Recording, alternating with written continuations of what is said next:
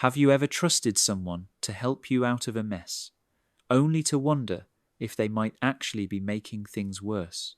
That's the unsettling atmosphere John Grisham plunges us into with The Widow. That feeling is so relatable, especially when life gets complicated. Grisham really leans into the anxiety of not knowing who's on your side. And in The Widow, the stakes couldn't be higher, since it's literally about a lawyer who's fighting for his life. Exactly. The twist here is that the person meant to protect the law becomes the one accused. Simon Latch, the protagonist, isn't some superhero attorney either. He's outmatched, desperate, and caught up in a mystery that seems impossible to escape. What I love is that Grisham doesn't just serve up a classic legal thriller, he turns the courtroom into this psychological battleground. It gets you thinking, what if the system you rely on could be used against you? You know, Grisham's reputation really precedes him over 50 Hasson bestsellers, and he basically shaped the modern legal thriller.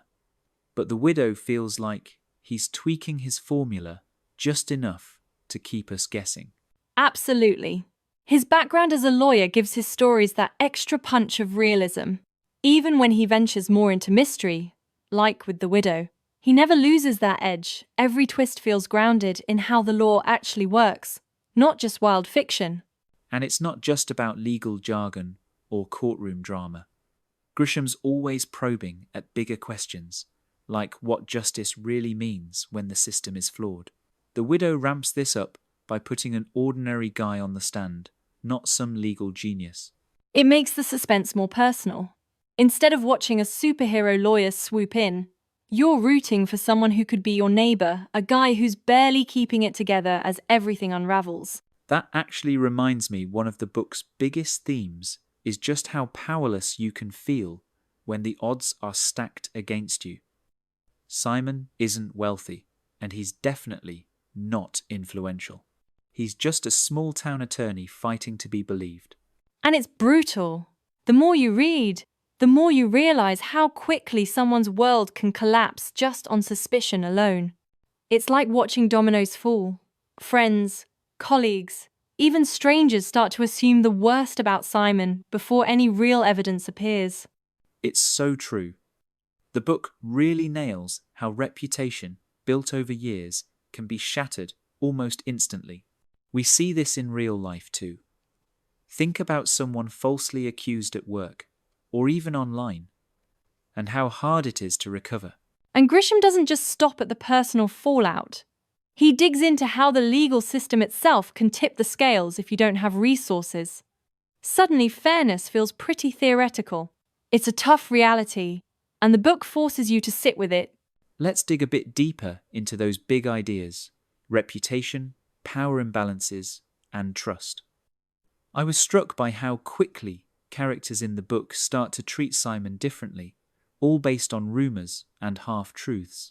What's wild is how much that echoes our own world. One accusation, even if it's flimsy, can stick in people's minds. I've seen teachers or co-workers get side-eyed after a misunderstanding, and it's hard to shake that stain. And the legal system isn't always the great equalizer we hope it is. The Widow makes you realise that access to good advice, or just having the right friends, can totally change your outcome. It's unsettling to think how much rides on factors outside the facts. Plus, trust gets so slippery. People in Simon's life become suspicious almost by default.